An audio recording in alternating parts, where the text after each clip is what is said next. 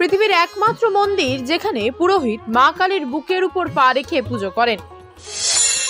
যেই পা মায়ের বুকের উপর রাখা হয় সেই পা নিয়েই আবার কাঁচের উপর পা রেখে নৃত্য করেন, কিন্তু হয় না কোনো রক্তপাত। তাছাড়া মায়ের কৃপায় সেই কাঁচ থেকে তৈরি করেন মিষ্টি। কিন্তু কেন তিনি মায়ের বুকের উপর পা রেখে পুজো করেন জানেন? আসুন জানবো আজকে সেই কাহিনী।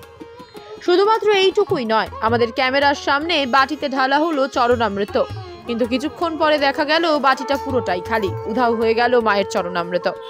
এমনই সব অলৌকিক ঘটনার সাক্ষী হতে এবং মায়ের আশীর্বাদ পেতে বহু মানুষ আসেন এইখানে পুজো দিতে। এমনকি এদিন উপস্থিত ছিলেন ডায়মন্ড হারবারের এসডিপিওর মা শ্রীমতী অর্চনা দে সহ মুসলিম সম্প্রদায়েরও কিছু মানুষ।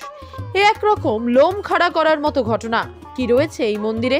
পৃথিবীর একমাত্র মন্দির দেখে আমরা চমকে যাই, যেখানে মায়ের বুকের উপর পা রেখে মায়ের পুজো করা হয়। এক বিরল দৃশ্য। বহু দূর দূরান্ত থেকে মানুষ আসেন এই মন্দিরে। এই মন্দিরের পুরোহিত কালী শঙ্কর। মা কালীর সাথে আছে আরো 3টি মূর্তি, মহাদেব, মা শীতলা এবং মা মনসার মূর্তি। তাই মা কালীর সাথে পুজো হয় এই 3 মূর্তির। তবে পুঁথিগত মন্ত্র নয়, তার আসল মন্ত্র তার নিজের বানানো গান। তার মন থেকেই বের হয় এই গান, আর এই গানই মায়ের আরাধনার মন্ত্র।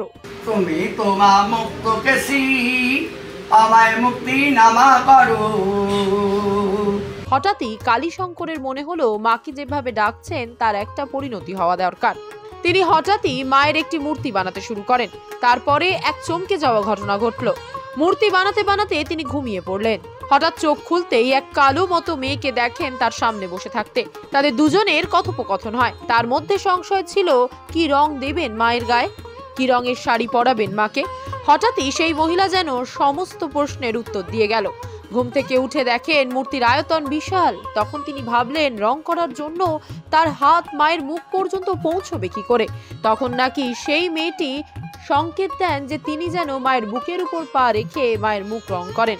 কিন্তু কালী শঙ্করের মনে এত সাহস হয় না। তখন কে যেন তাকে সংকেত দেয় যে মা তো মাই, মায়ের সঙ্গে খেলা করতে গিয়ে মায়ের বুকে কত সময় তো সন্তানের পা লেগে যায়, তাই মায়ের বুকে পা রাখলে মা রাগ করবেন না।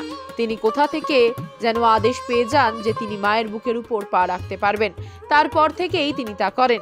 সে থেকেই চলে আসছে মায়ের বুকের উপরে পা রেখে পুজো করা। এই মায়ের এখানে 6 বছর কাল আসছি। এখানেতে মায়ের যা কাজ হয় বা মায়া প্রত্যেক ভক্তর মনোবাসনা কামনা পূর্ণ করেন। এছাড়াও রয়েছে মায়ের আরো এক অলৌকিক লীলা। পুরোহিতের উপর মায়ের ভর আসে। একটা ভরের মতো সৃষ্টি হয়। মায়ের মহিমা আছে তাই সবাই আসে। ভক্তদের বিশ্বাস এই পুরোহিতের উপর মা নিজে বিরাজ করেন। ভরের সময় ভক্তদের সমস্ত আশা পূরণ করেন সেই পুরোহিত। ভক্তরা বলেন, মা পুরোহিতের মধ্যে এসে সব ভক্তদের মনস্কামনা পূরণ করেন। এটা একমাত্র এই মন্দিরেই হয়।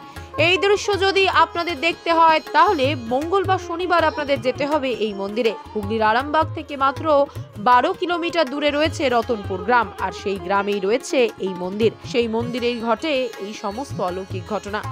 দারুণ লাগলো। আমার ছেলে ডায়মন্ড হারবারের এসডিপিও, আর ওই মেয়ে হচ্ছে ইউএসএতে থাকে। মা যেন ওদের মনস্কামনা পূর্ণ করেছেন, আরও যেন করেন। আমার খুব ভালো লাগলো এখানে এসে।